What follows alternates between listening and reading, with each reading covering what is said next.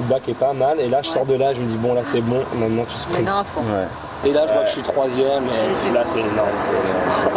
De Pékin, Benjamin Boukpeti a ramené bien mieux qu'un film de vacances. Dans ses souvenirs, une première finale olympique, une médaille de bronze à la clé et un premier titre pour le pays de ses racines, le Togo. Mère française, père togolais, le kayakiste a choisi de représenter l'Afrique, choix du cœur et de la raison, au regard notamment du niveau des kayakistes français. Aujourd'hui, à 27 ans, c'est une fierté unique qu'il ressent à être le premier athlète togolais médaillé aux Jeux. Au début, j'étais vraiment mal à l'aise. Je me suis dit, je me sentais vraiment pas les épaules de porter ce genre de veste, quoi. Surtout moi qui a toujours été un peu derrière.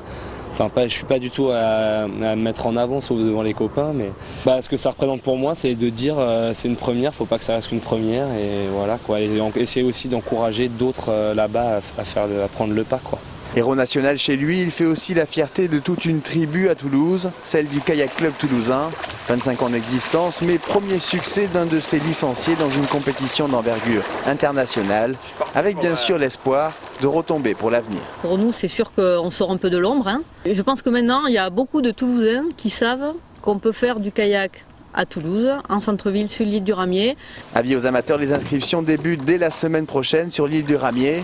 Benjamin reprendra lui aussi le chemin de l'entraînement, avec déjà en ligne de mire les JO de 2012 à Londres.